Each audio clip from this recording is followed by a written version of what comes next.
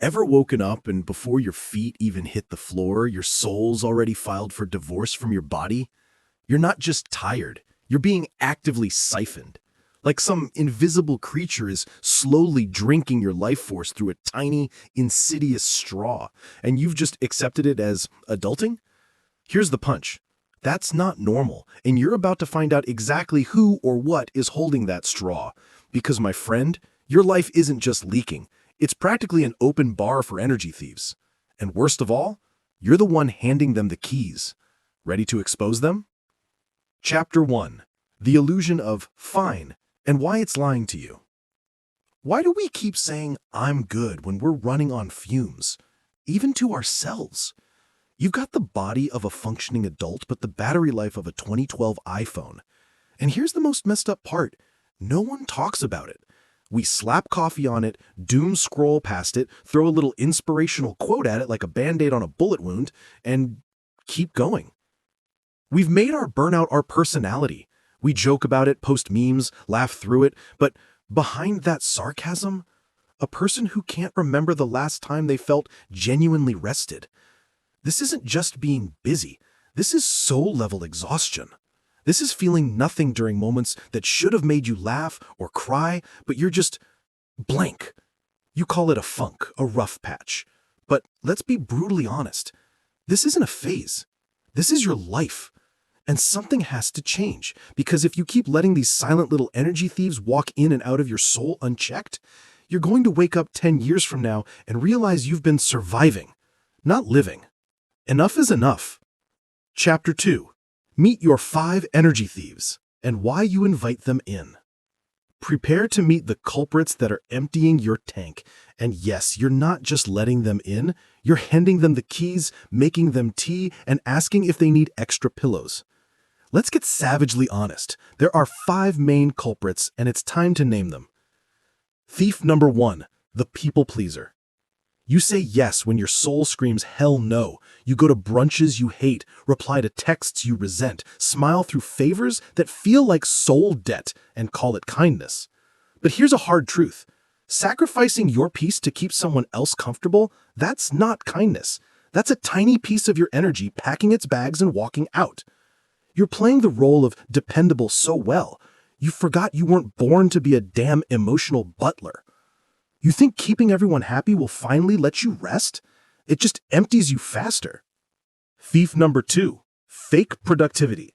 Oh, look, your calendar is full. Your to-do list is color-coded. You've got apps for your apps. You're doing things, but you're not moving forward. You're organizing the deck chairs on the Titanic.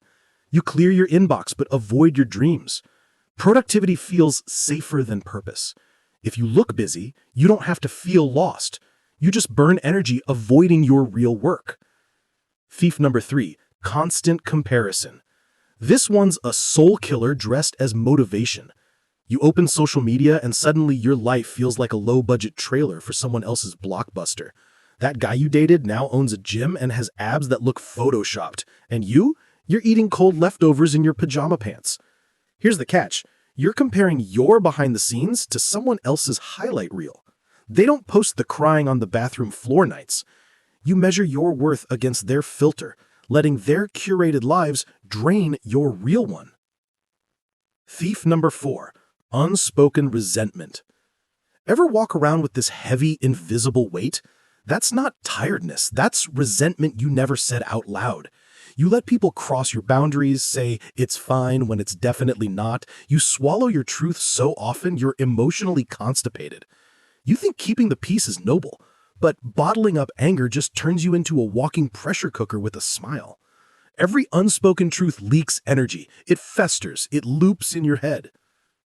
Thief number 5, clutter, mental and physical.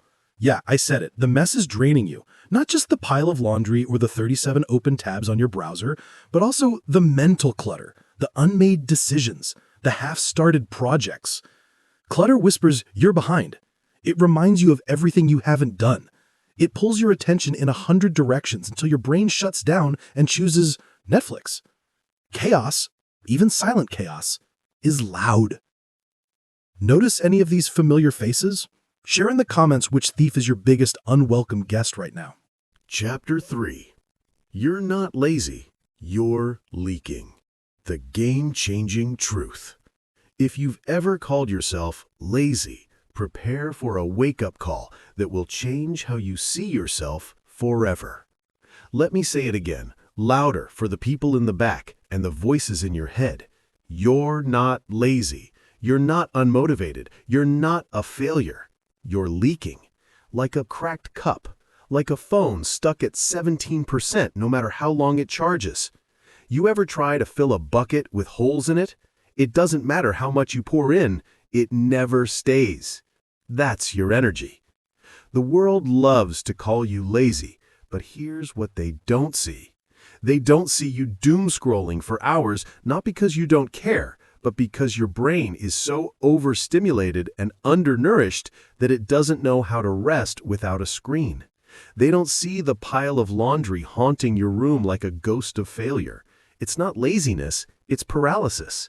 They don't see you making jokes about how dead inside you feel, because humor is the only way it doesn't swallow you whole. You're not tired because life is hard. You're tired because you're carrying 47 unsent text messages in your soul. You carry guilt like it's part of your identity. You replay conversations like they're crime scenes. You hold yourself to standards you wouldn't place on your worst enemy. Build, release. Example, when a phone won't charge past 17%, you don't yell at the phone.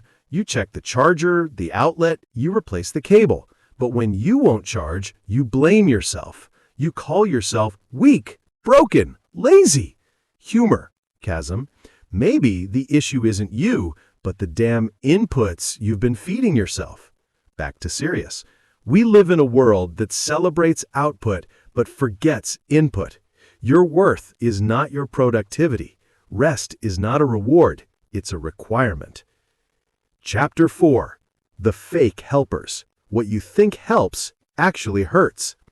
What if your go-to coping mechanisms are actually slowly poisoning your peace?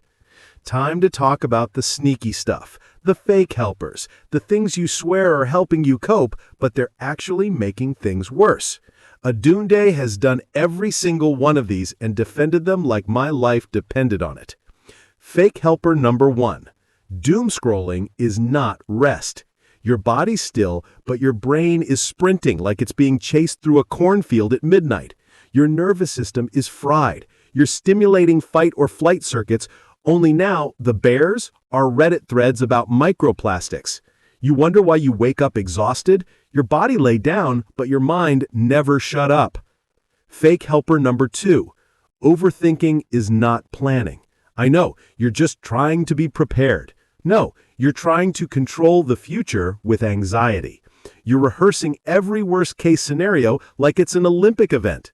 Overthinking convinces you that if you worry enough, you'll prevent pain. But really, you're just living the pain twice. Life will punch you, and all that overthinking didn't stop a damn thing. Fake helper number 3. Caffeine is not a substitute for sleep. I love coffee, but at some point, it stops being a drink and starts being a coping mechanism for untreated burnout. You're not thriving, you're surviving on bean juice and vibes. You're chemically forcing your body to ignore screams for rest. When the crash hits, that's not a crash, that's your soul face-planting into a wall. Fake helper number 4. Numbing is not healing. I think because you're not crying anymore, you're better. But not crying means numb, emotionally sedated. We numb in so many ways. Social media, binge watching, joking about pain, always being busy.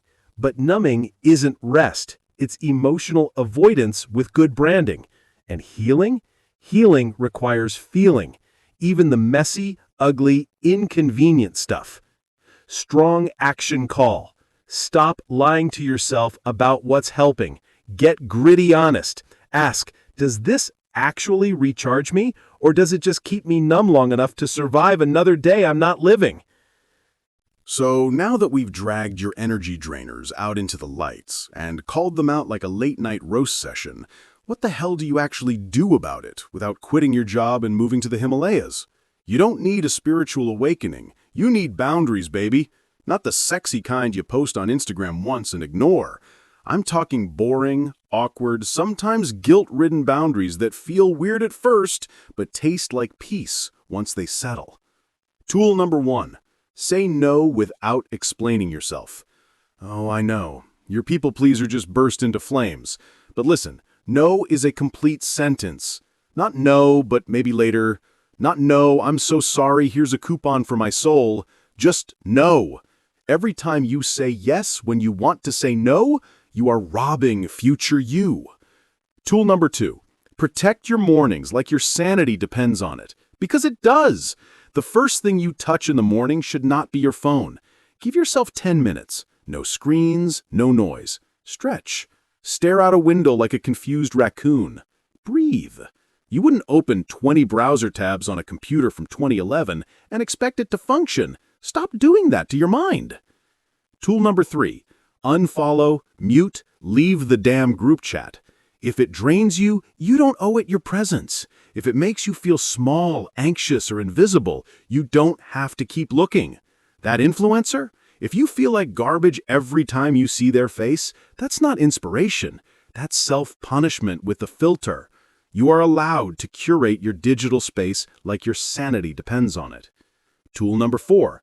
Make rest non-negotiable.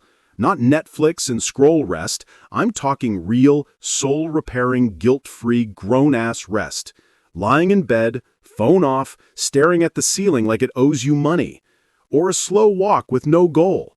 If you don't make rest sacred, the world will treat your energy like an open buffet. Tool number 5.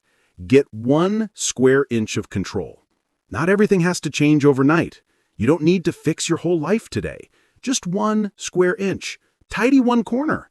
Say no to 1 thing. Delete 1 app that makes you feel like trash. Healing doesn't happen with a firework. It happens in quiet, tiny moments where you choose yourself.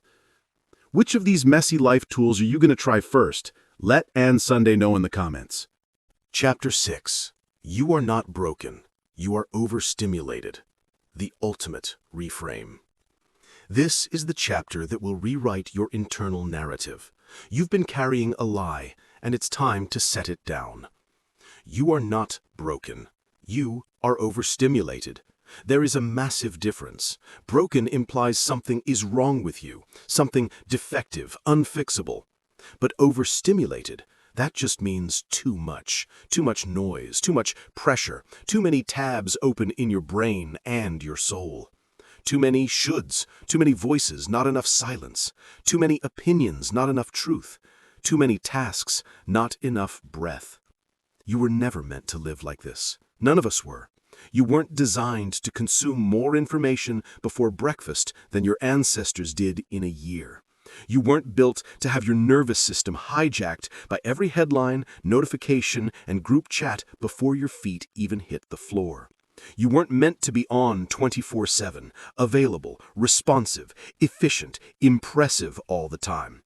But we live in a world that treats stillness like failure, that rewards burnout and calls it ambition. So you push, you keep smiling, you say, "I'm fine," with a tight throat and tired eyes. You perform okayness so well, you forget what real okay even feels like. And when your body finally says no more, you think you are the problem. No, the problem is a world that rewards overstimulation and punishes softness, that applauds the burnout and mocks the boundary. Your exhaustion is wisdom. It's information. It's your body saying, "We can't live like this anymore." It's your soul saying, "There's something better." Not more productive, not more impressive, just more true. You don't need to be fixed. You just need to be found. Found underneath the noise, underneath the fear, underneath the endless pressure to be more, when who you are is already so much. It's time to stop performing, stop comparing, stop numbing, stop leaking your energy to things that don't even see you, and start returning to yourself, to peace, to the kind of life that feels like home in your own body. That starts now. If this felt like a sun reached through the screen and gave your soul a much-needed hug and a kick in the pants, then make sure you hit that like button. And don't keep this secret to yourself. Send this to 3 people you love, the ones who are tired but pretend they're fine. Let's remind each other what it feels like to breathe again. Because we're not here to survive this life. We're here to feel it, to live it, to come back home to ourselves together. And if you're ready to dive even deeper into specific strategies for setting unshakable boundaries and cultivating true inner peace without becoming a monk, then you absolutely can't miss my next video. Subscribe and hit the bell so you don't miss it. Your future, rested self will thank you.